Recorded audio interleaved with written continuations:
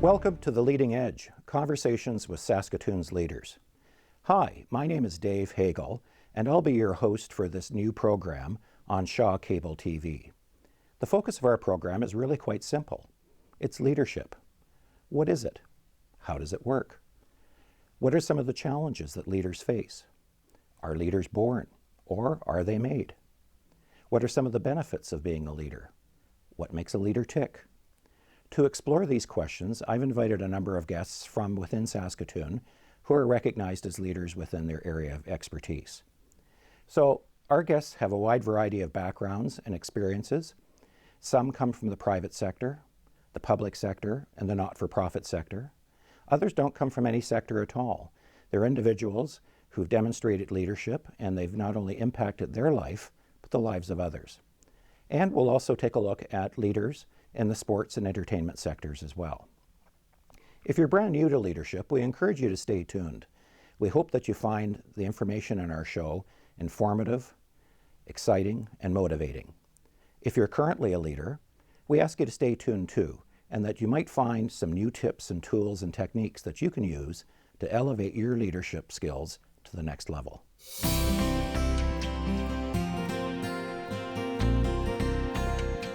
Our next guest was born and raised in Saskatoon. He convocated from the College of Arts and Science at the U of S in 2001. And shortly after that, he joined the family business, and he's been with the family business since. He currently is Vice President of Operations for Saskatoon. And as well, he's President of the North Saskatoon Business Association. It's my pleasure to welcome Aaron Loraas of Lorass Disposal. Aaron, welcome to the show. Thank you. Good morning. Good morning. So tell us a little bit about your current leadership role. Well, as you stated, I'm Vice President of Lorass Disposal in Saskatoon and for most of the northern part of the province for the Lorass operations. And so I've been in that role for around the last 5 years. When you're in a family business, sometimes it's a little ambiguous as to when you are and when you aren't. But for the most part, in my current role, I've been about 5 years. Okay.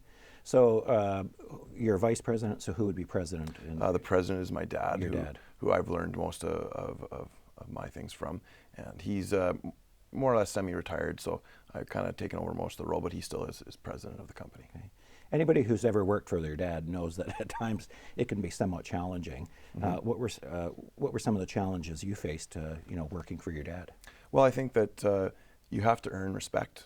It's not given to you, and you have to prove that you are capable to do the job. And oftentimes, as young people, especially in my generation, we expect to have that respect given to us right away. And we're often a bit of an impatient generation.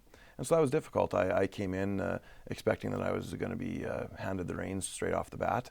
And that didn't happen. I had to prove that I was capable and prove that I was able to take on the task and be a leader, I guess. And so that took some time, and things don't happen right away, despite the fact that we'd like them to. Mm-hmm. So patience sounds like a big virtue for you as a leader. It is. Patience and listening are two real big things as a leader. To be able to listen to your staff or to your students if you are a teacher, and customers, most importantly, especially for us, are really important things, because if we're not listening to those people, we're not doing the job that we should be doing. So that and patience and respect. One of the things I find, having worked in big corporations, is that a lot of times the information that goes to the top of the organization gets filtered, and that you don't often get the real true story at the top of the organization. Is that your experience? And if so, what do you do to try and prevent that from happening? Well, I haven't had a lot of experience in the business world other than the family business, so I really can only draw off of that. I mean, obviously I've learned from watching other organizations, and that's certainly important. For what we do at Lorass, we really work hard at having an open door policy for our staff. We want to be able to have people, we want to be accessible, so if they have problems or they have issues, that we're there to answer questions. And also, it's in some of the bigger corporations, you do find that it gets a real big hierarchy for management, and it goes layer on top of layer, and then you have managers that really don't know what's going on at the ground floor, which is really the most important part. It's for us, it's service delivery, and if our managers don't have a real good feel for what's going on, then we're probably not doing our job, and we're not listening to our customers. So we really work at keeping everybody in touch with with the base level of what's going on in our company. So how do you do that as vice president? Stay in touch with what's really going on in the company? Staying in close contact with my staff, it's all about mentoring and communicating. So my general manager, I communicate with him every day. We have a quick meeting every morning, whether it's a half an hour or an hour, just to go over the current items and make sure that I'm on top of things, and then he understands my position. But there's another management philosophy or leadership philosophy that I always think about, and it did come from my dad, and that's just management by walking around. And I make sure that I'm talking with our staff, just for the basic level of asking them how their day is or how things are going, or that tells a lot about the pulse of the organization. And so I really work hard at doing a lot of that, getting out and seeing what's going on, and just sticking my head into areas that may not be pertinent to me on a daily basis, but are really important for the organization. Mm-hmm. One of the things I've heard about you is that you're not afraid to roll up your shirt sleeves and get in there and do the work, and that at times you'll actually get out and drive trucks when there's a need for it. Absolutely. And I hadn't driven truck prior to finishing university, I would work at family business throughout every summer. And so I learned, I did every job throughout high school, in the summers in high school, and then through university. So everything from washing the garbage containers to washing the trucks out, and driving all the trucks. So I've done almost every job in the organization, and I did that on purpose. I wanted to earn the respect of the staff that were going to be underneath me, and I find that's really important, especially for someone in my position. And so again, this summer we were overwhelmed with work. We had a lot of work coming at us. We had a new city contract going on, and there was a lot of irons in the fire. And there was a few times there where I could see things happening, and I wanted to help out in whatever way I could, and I still know how to drive a truck and service customers. So I was out a few times this summer helping, and I think it's just important. You want to make sure that your staff know that you're willing to roll up the sleeves and get in there with them and get the job done. Mm-hmm. So how did they react to you coming out and jumping in the truck and doing a route? Well, a lot of the new staff were really surprised because they don't know me as well as some of our long-term staff. We've got some staff. We've got one collection driver who's been with us over 40 years. We've got multiple people that have been in the 30s and 20s. And so a lot of them have known me since I was a little kid. And so the rest of them weren't surprised. They've seen me do that before. Some of them were quite surprised. I think it's just it's a motivator. It shows that your boss is not much different than you are, and he's willing to do the same job that you are. And it's the old story if he can do it, then I can do it too. Mm-hmm. And I think that's important. Well, and I think it also tells employees that you're just not a guy that sits behind the desk, and that you really do understand the business, that you can get out and really do the nuts and bolts of the business. Yep, that was really important for me growing up. My dad ensured that I had that skill set, that at least I can do the jobs that they can do, and I can speak their language. And when you can speak their language, that really goes a long way to motivating your staff and keeping them going in the right direction. Mm-hmm. What are the qualities leadership qualities that you think you need to be successful in your role? Like I said before, a lot of patience. I have to be a good listener. I have to be able to listen to our customers, and I have to be able to listen to our employees. And so those things go hand in hand. But you really have to be able to delegate, and you have to be able to set the day-to-day stuff aside and really look at the forest instead of the trees.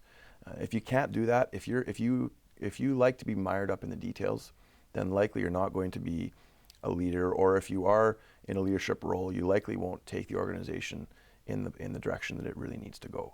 And so for me, that's a really big thing. It's about really seeing the bigger picture, and I think that's probably the biggest thing. Mm-hmm. So how do you go about communicating that big picture to your employees? Well, there's the old standard things. There's the vision, the mission, and the values, and all those things. I think those are very important. But it's also, with leadership, you have to just essentially get the rubber to the road and lead by example. Sometimes you can certainly talk, and you need to talk. We need to communicate the direction we're going and how we're going to get there.